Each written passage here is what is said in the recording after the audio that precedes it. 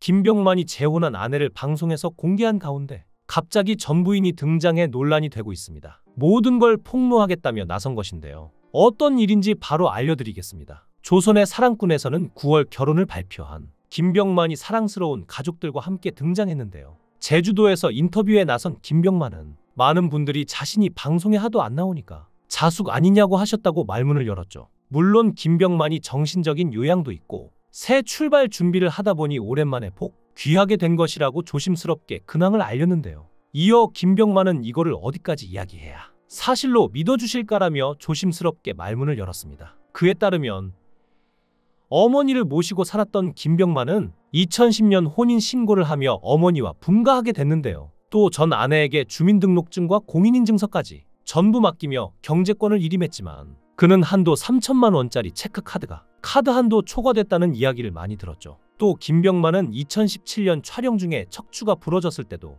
미국 병원에서 김병만이 장애인이 되느냐 마느냐 하는 순간에도 전 아내는 오지 않았는데요. 그럼에도 왜 이혼을 하지 않았냐는 말에 김병만은 가난에서 탈출하고 제일 두려웠던 게 다시 가난으로 돌아가는 것이었다고 합니다. 다시는 우리 엄마를 식당 일 시키지 않겠다는 마음이었다고 했죠. 그래서 커리어를 지키고 살았다는데요. 실제로 김병만은 8번의 시도 끝에 개그맨 시험에 합격한 상황이었고 그 당시만 해도 이혼은 연예인에게 큰 낙인이었죠. 이런 스트레스 상황에서 김병만은 개그 무대가 아닌 정글 오지를 피신처로 삼았는데요. 그러다 이혼 결심할 때는 끝에 몰렸었죠. 더 이상 방송 안 해도 좋다. 소송하자 싶었다는데요. 그리고 이번 방송에서 김병만은 인생의 구세주가 되어준 가족들을 소개했습니다. 태명을 별명으로 부르고 있는 김병만의 첫째 딸 짱이와 둘째 아들 또기가 등장했는데요. 김병만은 아내를 닮아 키가 큰 첫째를 보며 사람들이 생각보다 큰 애를 안고 다닌다고 한다며 딸이 큰 것이 아니라 자신이 작은 것이라고 했죠. 반면 둘째 또기는 아빠를 닮아 아직 아기인데도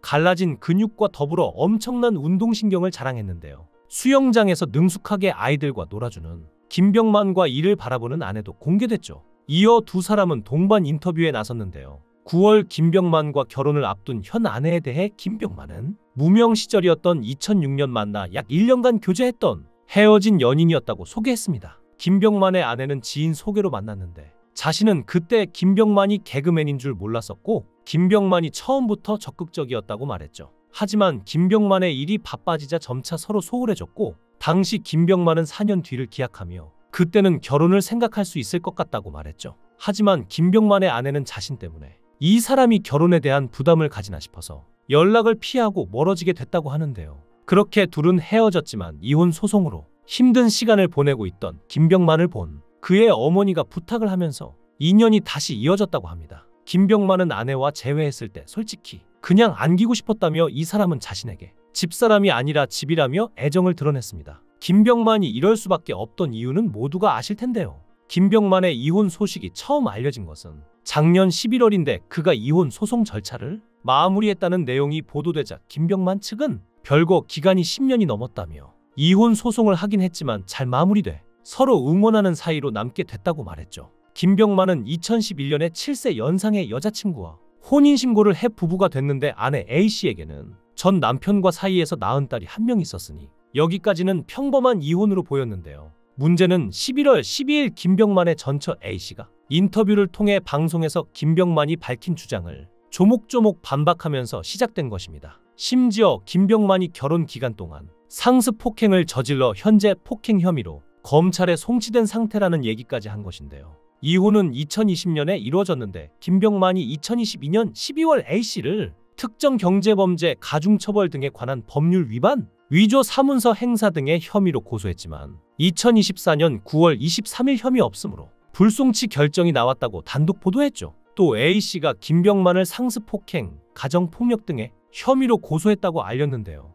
해당 보도가 나오자 김병만 측은 전처 폭행 혐의는 불기소로 끝난 일이라며 전처가 주장한 폭행 날짜에 김병만은 해외에 체류 중이었다고 반박했습니다. 하나의 사건을 두고 A씨 측은 사건이 검찰로 송치됐다고 밝혔고 김병만 측은 불기소로 끝난 일이라고 반박했죠. 과거에는 경찰이 수사를 마친 뒤 검찰에 사건을 송치하는 과정에서 기소 의견 내지는 불기소 의견을 정했는데요. 불기소 의견 송치의 경우 경찰 수사 결과는 무혐의라는 의미입니다. 그렇지만 경찰이 수사 종결권을 가진 현재 상황에선 무혐의로 수사 결과가 나오면 불기소 의견으로 검찰의 사건을 송치하지 않고 경찰 단계에서 수사를 종결합니다. 따라서 A씨 측 주장처럼 검찰의 사건이 송치됐다면 무혐의가 아닌 기소 의견이라는 의미인데요. 경찰 수사 결과는 무혐의로 나온 것으로 확인됐습니다. 그럼에도 경찰이 사건을 종결하지 않고 검찰의 사건을 송치한 이유는 가정폭력처벌법 제7조 때문인데, 이 조항은 사법경찰관은 가정폭력범죄를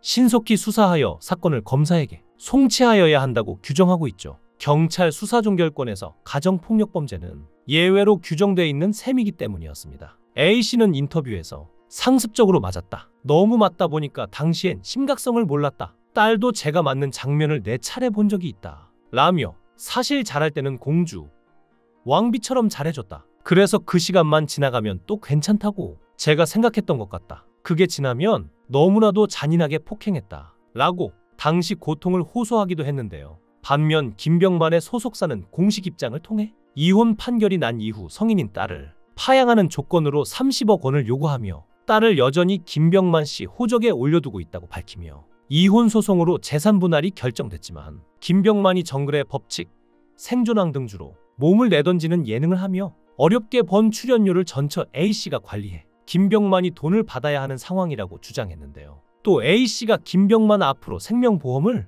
수십 개 들어놓은 사실을 이혼 소송 중에 알게 돼 김병만이 충격을 받기도 했다고 합니다. 도대체 이런 진흙탕 싸움은 어디서부터 시작된 걸까요? 제가 김병만이었다면 정말 무서울 것 같은데요. 그런데 여기서 가장 무서운 건 전부인이 수익자는 자신과 딸으로 정해놓고 김병만의 생명보험을 수십 개 든 것인데요. 전처가 김병만 명의로 가입한 보험이 24개고 대부분이 사망보험이었고 재테크보험, 연금보험이 섞여 있지만 이 역시 종신보험에 가까워 사망보험으로 판단된다고 합니다. 이름만 다를 뿐이지 피보험자가 사망하면 수익자나 상속자에게 보험금이 가는 구조라 사망보험과 별반 다를 바 없다고 하죠.